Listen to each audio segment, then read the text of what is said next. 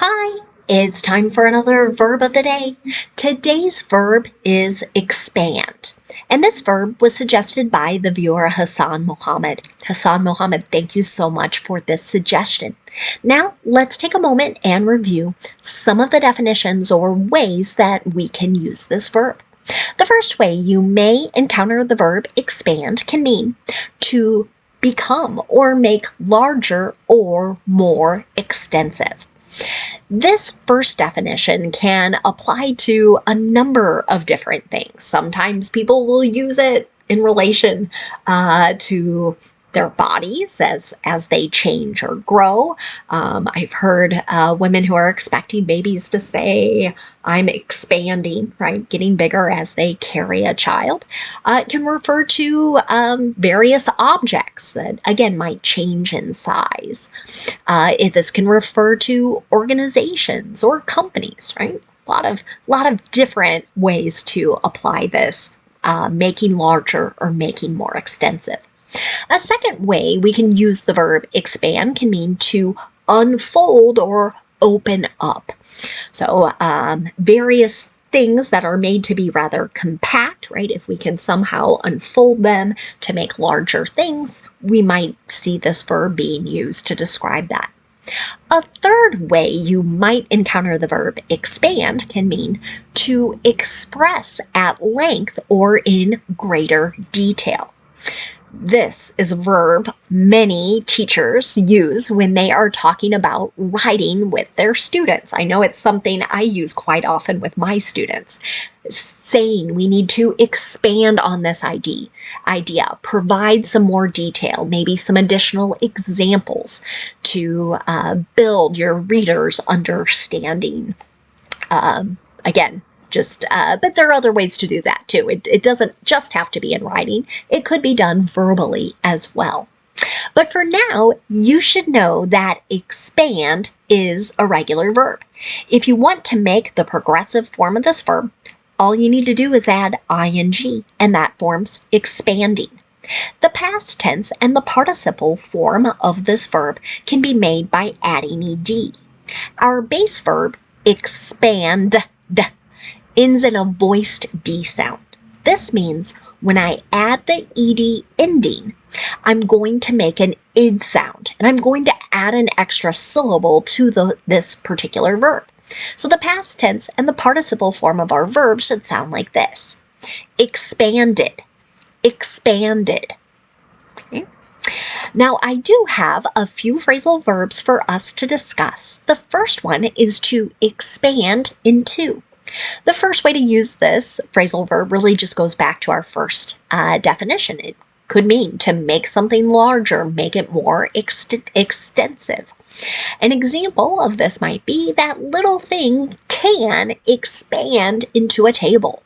So here, whatever sort of maybe foldable kind of thing we have, right, all of a sudden can somehow pop up or pop out and form a usable table.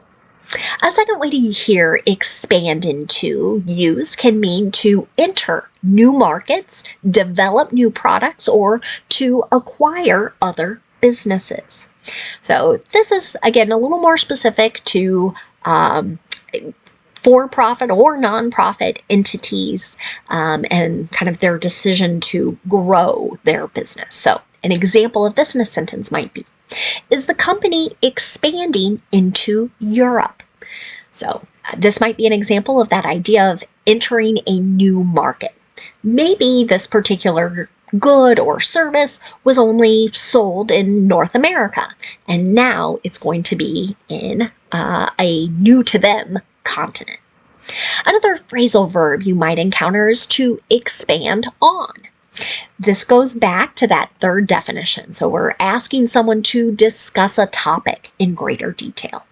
An example of this might be, can you expand on what has been bothering you? Right? So here someone wants to know more detail. Help me understand why maybe you've been sad or angry or whatever the other kind of uncomfortable emotion may be.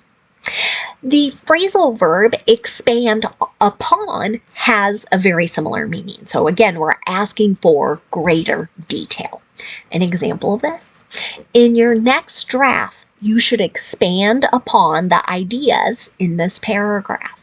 So again, this sounds like advice from a teacher telling someone to kind of develop this particular piece of writing in more detail. Now let's continue using our verb of the day, expand. Today we're going to review the past progressive and the simple past. Let's start with the past progressive.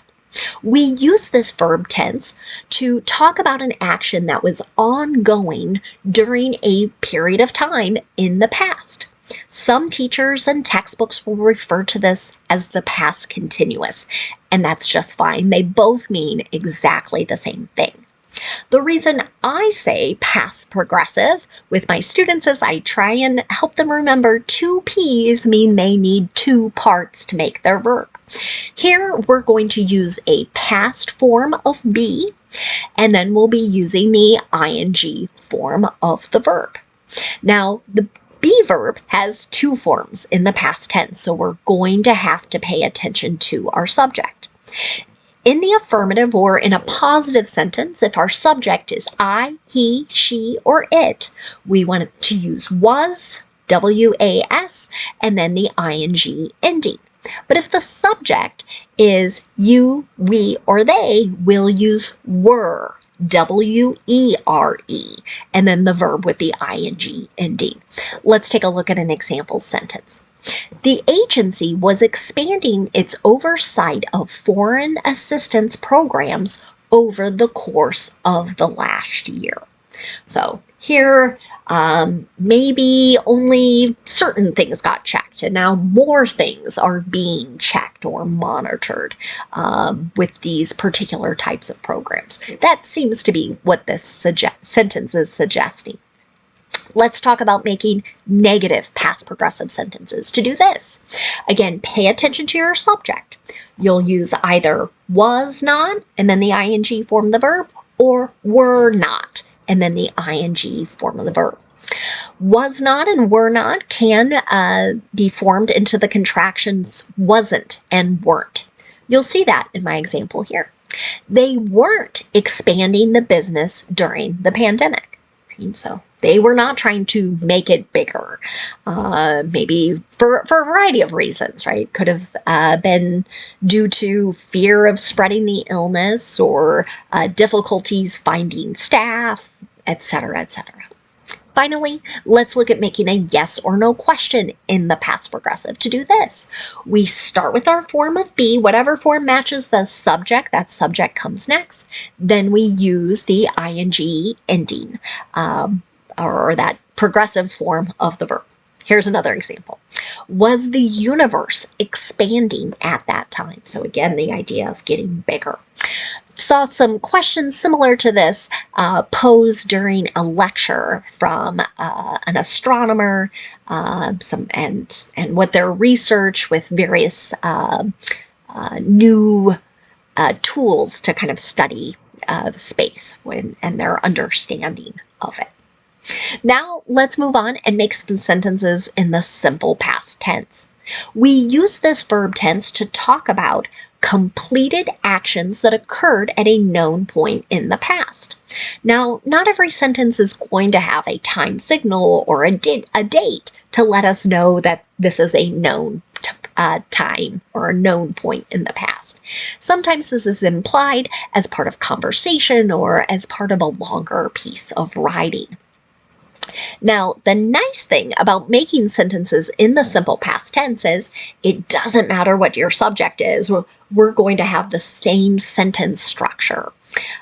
So you'll start with the subject, then you're going to use that ed form of a verb. Here's an example.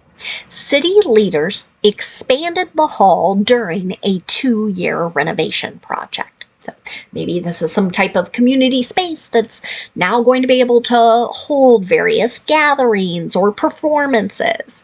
But the idea here would be, it sounds like this space has been made larger.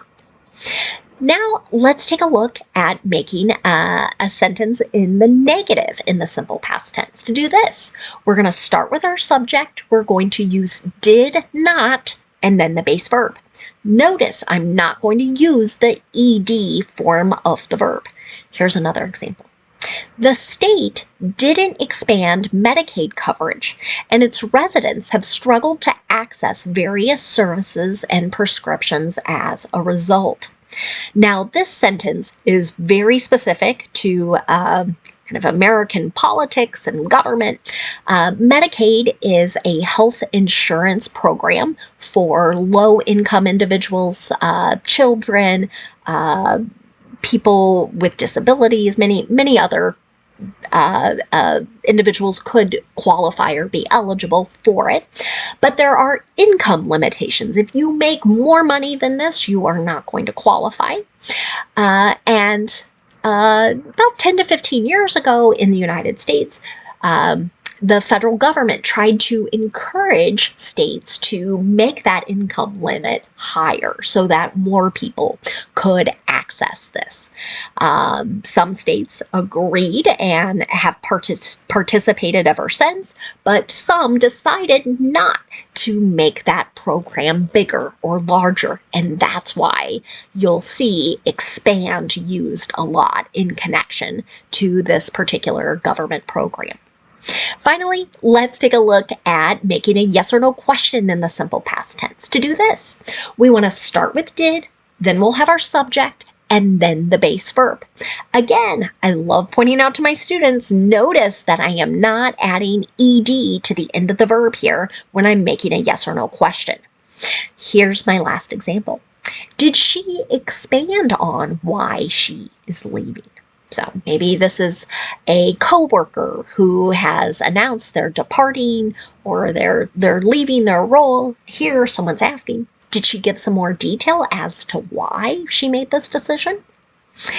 Now, let's spend a moment looking at some words that are related to our verb expand.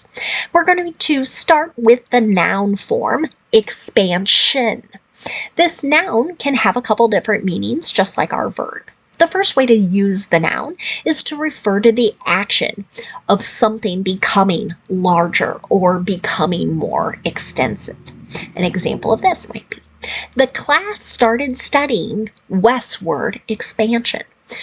That's the idea of more U.S. territories and eventually states being included in the United States. So again, how the country became larger and what it is today. A second way to use the noun expansion is to refer to the thing that has been formed, either by enlargement or broadening or developing something. So, an example of this might be, the expansion of the short story into a feature film took years to develop. So here, maybe, again, we started with something was very short, very succinct, and now they've tried to provide more detail, maybe more things to kind of build out and make this a 90-minute or 2-hour film. Another related word you might encounter is the adjective expandable. This means that something is able to be made larger and more extensive. That suffix able is always a good indicator that we have an adjective. So, an example of how you might hear this used. Is this suitcase expandable? Right? Many times there will be buttons or zippers that allow the suitcase to become larger and hold more things, which is, for many people, an attractive feature. Another adjective you might encounter is expansive. This describes something that is covering a wide area. This could be in terms of space, could be in terms of scope, which might be like how detailed we're getting on a topic. But generally, we're talking about something that is extensive or wide-ranging. An example of this might be, in the expansive landscape of his country home, he nurtured a collection of over 200 roses. So this suggests this person has a much larger backyard or area around his home than what is typical or what is normal. And it sounds like he's growing a wide variety of roses in this large space. One more word for us today. It's the noun expander. This can refer to either a person or thing that expands, that makes something larger or more extensive. An example of this might be the orthodontist inserted an expander to widen the upper jaw. So this might be a little device that's going to push one's teeth outward, right, to create more space. Thanks again to Hassan Mohammed for suggesting today's verb. I thank you all for watching, and I hope you have a great day.